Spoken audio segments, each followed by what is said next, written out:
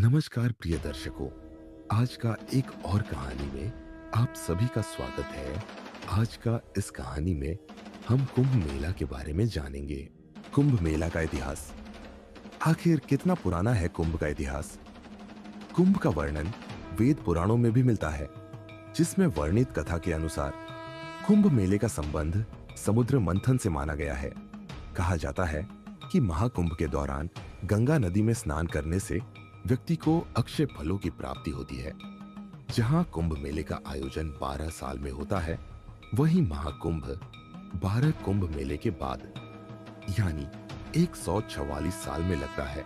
लोहड़ी पर्व यानी 13 जनवरी 2025 से कुंभ मेला की शुरुआत हुई थी, जिसका आखिरी अमृत स्नान महाशिवरात्रि यानी 26 फरवरी 2025 को किया जाएगा। इस मौके पर यह जानना काफी रोचक होगा कि कुंभ का इतिहास आखिर कितना पुराना है। चलिए जानते हैं आज का इस कहानी में। कुंभ की पौराणिक कथा। पौराणिक कथा के मुताबिक अमृत पाने के लिए देवताओं और असुरों के बीच समुद्र मंथन किया गया।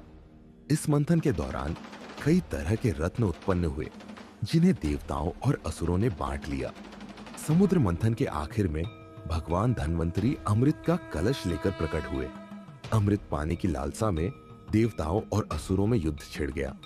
इस छीना झपटी में अमृत की कुछ बूंदें धरती के 4 स्थानों प्रयागराज, हरिद्वार, उज्जैन और नासिक में गिर गई। माना जाता है कि तभी से इन 4 स्थानों पर हर 12 साल के अंतराल में कुंभ का आयोजन होता है। अलग अलग है मान्यताएं। पहली बार कुंभ का आयोजन कब हुआ, इसे लेकर कोई सटीक प्रमाण नहीं मिलता। प्रथम कुंभ आयोजन की तारीख को लेकर अलग अलग मत है।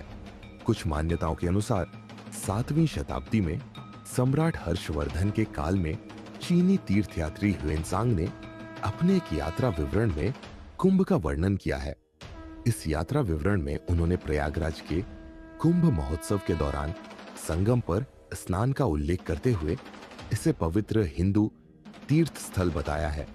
वहीं कुछ लोगों का यह भी मानना है कि 8वीं शताब्दी में भारतीय गुरु तथा दार्शनिक आदि शंकराचार्य जी और उनके शिष्य सुरेश्वराचार्य ने 10 नामी सन्यासी अखाड़ों के लिए संगम तट पर स्नान की व्यवस्था की थी।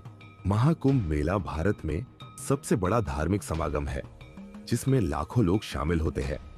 1 महीने से ज्यादा चलने वाले इस मेले में एक विशाल तंबूनुमा बस्ती का निर्माण किया जाता है, जिसमें झोपड़ियां, चबूतरे, नागरिक सुविधाएं, प्रशासनिक और सुरक्षा उपाय शामिल होते हैं।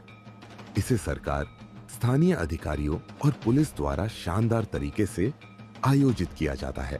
यह मेला विशेष रूप से धार्मिक तपस्वियों, साधुओं और महंतों की असाधारण उपस्थिति के लिए प्रसिद्ध है, जो जंगलों, पहाड़ों और गुफाओं में दूर दराज के ठिकानों से आकर्षित होकर आते हैं। एक बार जब ज्योतिषी शुभ स्नान समय या कुंभ योग निर्धारित कर लेते हैं, तो सबसे पहले पानी में उतरने वाले नागा साधुओं या नागा बाबाओं की सेना होती है, जो अपने नग्न शरीर को राख से ढकते हैं और लंबे बालों में बाल रखते हैं। साधु, जो खुद को आस्था के संरक्षक के रूप में देखते हैं, एक आक्रमणकारी सेना की तरह धूमधाम और बहादुरी के साथ निर्धारित समय पर संगम पर पहुंचते हैं। सबसे हालिया महाकुंभ मेला 2013 में आयोजित किया गया था और अभी 13 जनवरी 2025 से शुरू हुई है।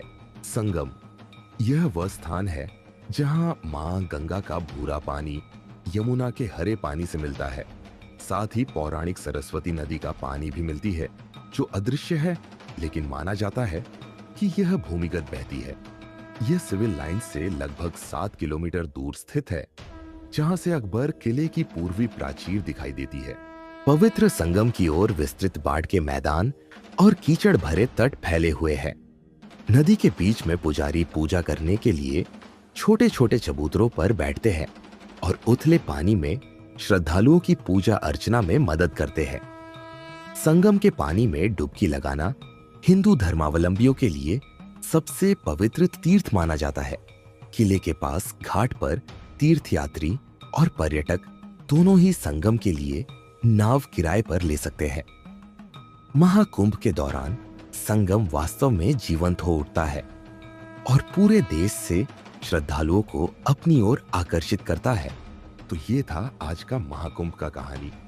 इस कहानी से आप सभी ने किया जाना कमेंट पे लिखकर बताइएगा और आज का महाकुंभ का इस कहानी को एक लाइक कीजिएगा और आज का इस कहानी को अपने परिवार और दोस्तों के साथ शेयर करके उनको भी महाकुंभ के बारे में जानने का मौका दीजिएगा। और इसी तरह का रोमांचक कहानियां सुनने के लिए हमारा चैनल अनटोल्ड कहानियां को सब्सक्राइब करके साथ में आए नोटिफिकेशन बेल को ऑन कर दीजिएगा ताकि हम जब भी इसी तरह का कहानियां अपलोड करें कहानी का नोटिफिकेशन आपके पास आ जाए। और अगर आप महादेव और प्रभु राम को मानते हो तो कमेंट में जय श्री राम और हर हर महादेव जरूर लिख दीजिएगा। तो आज का इस कहानी में बस इतना ही था। मिलते हैं अगले कुछ रोमांचक कहानियां के साथ।